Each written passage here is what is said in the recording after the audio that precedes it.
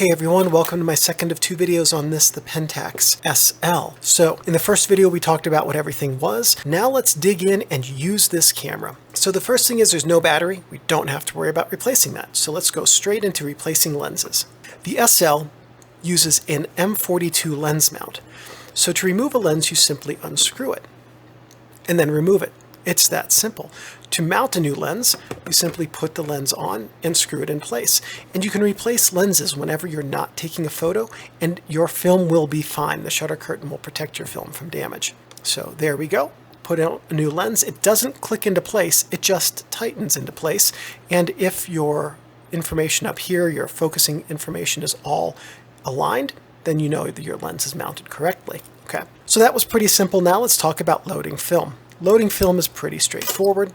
We're just going to lift up the back of the camera, open it up here, grab our roll of film, drop it into the film cassette chamber, push the post back into place to hold it, pull out a leader, feed it into the take-up spool over here, rest my fingers over the film tension sprocket. Try doing that again, maybe without my fingers being there. Yeah, that worked better. Now we've got the film loaded correctly. We're going to close the back. We're going to advance to frame 1, and notice here the film rewind knob, as I advance, is spinning in the opposite direction of the arrow, and that means that the film's moving through the camera correctly. Now if you need a reminder of what kind of film you have, simply adjust this dial to whatever reminder you want to leave yourself. Okay, we're at frame 0. Frame 0 should be fine with this camera. You can also advance to frame 1 if you want. I usually do. Anyway, so you're going to go through your day. You're going to take your photos, advance your film. And one thing with film is that it's designed to record an image a single time. That's what it can do. And it records an image if you give it a proper amount of light coming through the aperture with a proper amount of shutter time for a proper exposure. Light, the way that film works is it simply absorbs photons, and it will absorb every single photon that reaches it if you open the back of the camera like this, and everything outside of the cassette will be erased. Any photos you have taken will be gone. Any photos you could take will never be recorded because the film will effectively, instantly absorb all the photons it possibly can, and it will never be able to absorb anymore. So with real film use, film is one and done. Don't open up the camera back when the film is outside of the cassette. But I want you to see how the film works inside of the camera as you are taking pictures. What will happen is you'll take a picture by pressing the shutter button, and the shutter will open right here behind where this film is, and then you advance the film, and fresh film comes out of the cassette and gets pulled in front of the shutter. And then after the photo is taken, it keeps moving over here, gets taken up on the film take-up spool and pulled out of the way of the fresh film. And so that's how this works. Now when you get to the end of your roll, you've reached your 27 exposures with this roll of film. All you have to do is press down the film rewind button and start rewinding the film. And this is what happens when you rewind the film. This is why the film rewind knob was moving in the opposite direction of the arrow when we advanced the film, because the film was being pulled out of the cassette and is connected to this knob when it's properly loaded. There we go. Now once you get to the end of the film, at this point you can open your film door, and you can remove the film. Okay, and all you have to do to remove the film is tilt the camera and drop the film into your hand like that. Now, if this is your first time using film, you're just learning, it's always a good idea to completely rewind the film into the cassette so that you don't accidentally shoot a second roll over it and end up with accidental double exposures. After you've removed your roll of film, you can either drop in your next roll of film if you're going to keep shooting for the day, or if you haven't, push down the film knob, close the film door, make sure to trip your shutter, and you're done shooting for the day. And that's film in this camera. Next thing we're going to talk about is how to use a flash with the Pentax SL, which means getting this flash cold shoe back. So the Pentax SL, as we talked about in the very first video, can only power a flash via the Prontor-Comper port on the front. And as I touched on, it has two, FP and X. And if your flash has a reusable bulb, it is an X flash. So you must connect it to the X port. PC cable connects to PC socket right here. and then connects to your flash.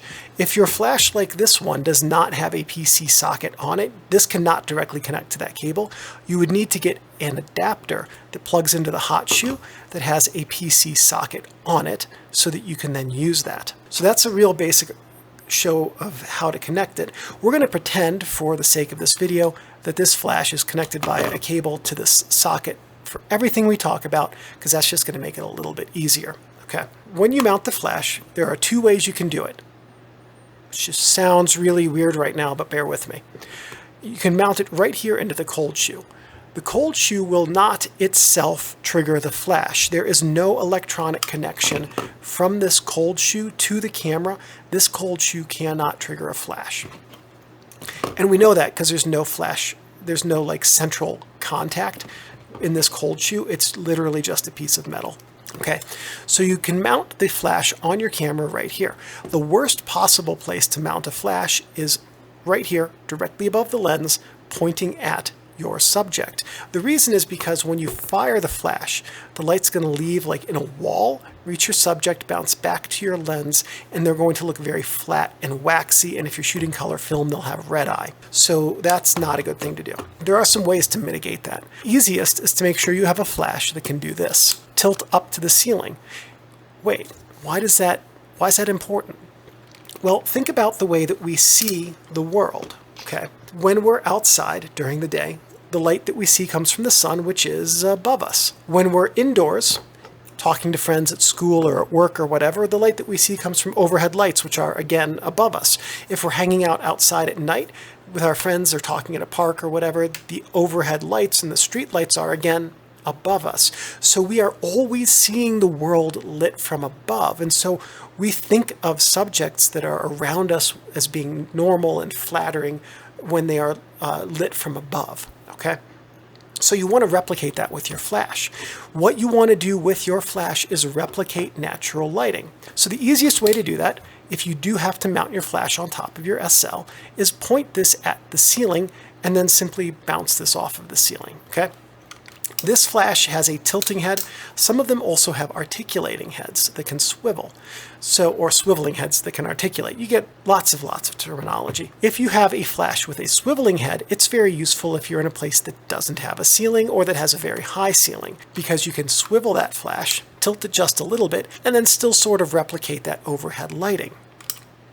I said there was a second way to connect your flash to your camera, and it's not built into the camera. You do have to spend It's not built into the camera. You do have to spend a handful of dollars on the part for it, but there are these things called flash bars. What they do is they screw into the bottom of the camera, and then they screw into the flash, or rather they screw into an adapter that the flash then mounts in, and then that adapter or your flash connects to your PC port via a cable, okay?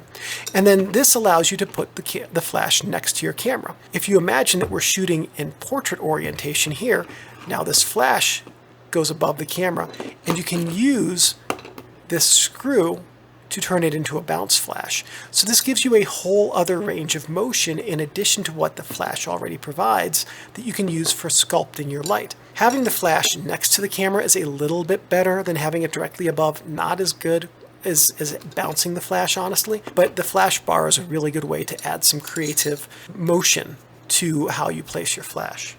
But anyway, the point about the flash bar is simply that it gives you some additional creative ways to move your flash around, so you get a wider array of potential placements for your flash, and you can have your flash then be in more positions to get more flattering and creative light for your subjects. The next thing about flash, while we're on it, you can't just use the flash whenever you want. You're limited to 1/60th of a second, which we know because the X sync is right there. That marks the fastest shutter speed you can use a flash. Why? Why is that the fastest? It has to do with the way the shutter curtains work. So when you trigger the shutter, there are two curtains. They're called the focal plane curtains. The first one opens and it travels over the area of the shutter. And then when it finishes its travel, it reaches the far side, the flash fires. The entire film area at 1/60th of a second is exposed to light for about a 60th of a second. Then the second curtain travels, and when you advance the film and arm the shutter, you reset those curtains. Okay, but let's say that I've got a 1/4 of a second exposure. That's fine. First curtain opens. When it reaches the other side, the flash fires. The entire film plane is open to light for about 1/4 of a second.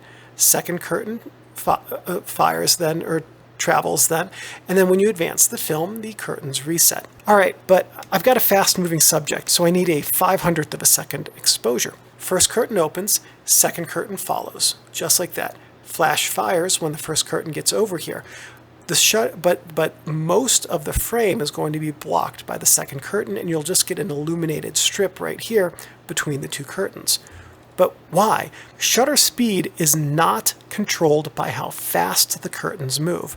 The curtains in here always move the same speed. This indicates the amount of time that's between when the first curtain starts its travel and when the second curtain starts its travel. And for curtains like this, to have a 1/1000th of a second shutter speed, they have to travel like this very quickly. That's why if you're going to use a flash, you are limited to 1/60th of a second for the fastest shutter speed, but you can use the flash on any slower shutter speed, including bulb, which means that when you are in bulb mode, you can trigger the shutter, the flash will fire at the beginning of the exposure, and then if you leave the shutter open for 5 or 20 or 6 days, 5 or 20 minutes or 6 days, doesn't matter, the second curtain will then close whenever you release it, and the flash will have fired at the beginning of that exposure. So all of this is wonderful, but you know what we haven't done yet? We haven't really talked about what's in the viewfinder, so let's do that. All right, so when you look through the viewfinder, you're going to see something that looks kind of like this, but not terribly drawn.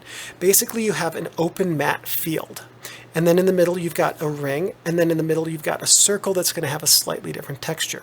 This ring is the same as the matte field, but I believe it's ground in a slightly different direction to give you a slightly different compositional aid in the center here, okay? And then this is a microprism circle in the very center of the focusing screen.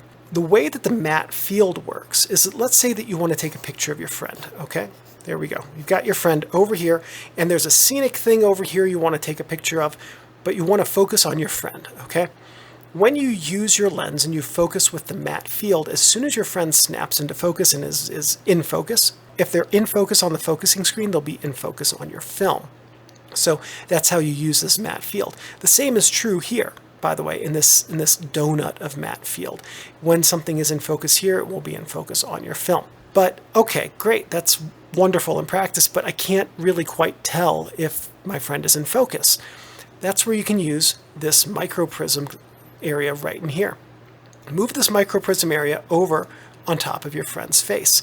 And what's going to happen is that if your friend is not in focus, this area is going to look like it's filled with blocks or pixels or something like that. And then when you focus your lens and get focus, your friend's face will snap into focus right here in this microprism area. And so that's a way you can use to verify that your friend's face is in focus, is by using the microprisms to check that. And that's it. That is what is in the viewfinder. It's really super simple, super straightforward, very easy to use. It is as pure a focusing experience as you can get in a camera. So now, having seen all of that stuff, let's talk about how to take a picture with the Pentax SL. What you're going to do is you're going to take a light meter reading, or you're going to guess at your settings, whatever you're comfortable with. You're going to select the aperture that you want. Okay, f5.6, I like that. You're going to select your shutter speed. Oh, 1/25. That gives me a good proper exposure. You're going to focus. You're going to pretend that I'd already advanced the film. Going to verify your focus. You're going to take your photo. It's that simple. All you need to know for taking a photo with this camera is what aperture you're going to use, what shutter speed you're going to use. That's based on the type of film that you've loaded into your camera. And then you just need to focus and take your photo. Wonderful. Can I do a double exposure? Yes, you can, and I'm going to show you how to do that. So the double exposure has a bit of a mechanical way of going about it, and then a scientific RD type process, and I'm going to go through those in order. So the mechanical way of doing the double exposure is that what you're going to do is you're first going to take any slack out of the film. You're just going to turn this in the direction of the arrow until you reach resistance. You're not going to like jam it. Just let it get to resistance and you're good to go. And I'm going to leave this out because I need to hold on to this in just a moment. You're going to take your first photo. You're going to hold on to the film rewind knob. You're going to press and hold the film rewind release button underneath, just like that. And then you're going to advance the film while you press and hold the film rewind button. Okay. At that point, now you take your second photo and you advance, and you're done, right? Not quite. Next thing you need to do is put on your lens cap, set this to f/2016 for this lens in 1/1000th of a second, and take a dead frame. Now the reason is because when you finish taking that photo and you start advancing the film after you've disengaged the gearing, it can take a moment for it to re-engage, and your next photo might partially overlap your double exposure. So you take the dead frame to fully advance your double exposure past your shutter curtain so you don't get any overlap. But why would I need to hold down the film rewind button for that? Well, it's because you have to disengage the gearing. If you remember when we loaded the film, I showed you that film tension sprocket that always advances the film, except when you go to rewind it and you press the film rewind button and then it spins freely. If you don't press and hold the film rewind button while you hold the film in place and advance the film for your double exposure, that film tension, that film advance sprocket will pull the film, and you can risk damaging it or your film if you're holding this while you advance the film and you're not holding the film rewind button. Cool, I understand that, but what about the science part that you were talking about? Okay, film is designed to receive a certain amount of light and create a proper exposure. Okay, so for instance, if you're using 400 ISO film, the Sunny 16 rule tells us that at f/16, you need a shutter speed that is as close to your film speed as possible, okay? And that gives you a proper exposure. What happens is if you were to do a double exposure here, 1/500th in f/16 in full sun, your film would receive the proper amount of light and then the proper amount of light again. And that would mean it received twice as much light as it should have, which would give you a very thick, dark, or dense negative. Those are three words that all mean the same thing.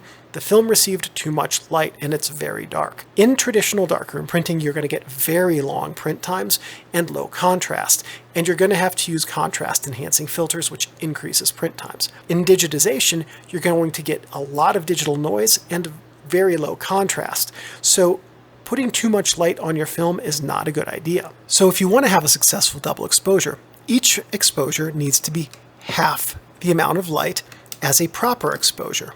So let's say you've got your light meter out and you've taken the light meter reading, and a proper exposure is 1/125th of a second at f/6. We need to cut that in half. There are two ways to do that. Now everything that we're going to do is with a fraction. So you can either do it with your aperture or your shutter speed. Let's start up here with the shutter speed. It's really easy to understand. What is half as much light or half the time of 1/125th of a second? If you guessed 1/250th, you'd be correct. 1/250th of a second is half as long as 1/125th of a second. This shutter speed allows half as much light through the shutter curtains as 1/125th does. Down here on the aperture, it's a little bit less straightforward, but we can see it here. f/6 to f4 is one stop. This is twice as much light. f4 is twice as much light as f/6. So to cut the light in half on the aperture ring, we go from f/6 to f8. Each one of these clicks on the shutter dial is called a stop. Each one of these marked numbers is called a stop. Every time you change a setting by one stop, you either halve or double the light. 1/125th to 1/250th, half the light. f/6 to f8, half the light. So for your double exposure requires 1/125th at f/6. You can either use 1/250th or f8, not both. But if you want to use a flash and you can't go faster than 1/60th, and let's say 1/60th at f/6 is a proper exposure, you have to use your aperture to cut that light in half. Okay, you can't get a faster flash sync speed on this camera. So that's why it's important to understand that your aperture can also cut the light in half when you're doing a double exposure. And that's the process for that. And with that, we've covered everything that this camera can do, and everything else that you want it to do is up to your creativity. Thank you everyone for watching, and I'll see you in whatever video comes next. Hey everyone, if that video was helpful, check out this other video that might be helpful too.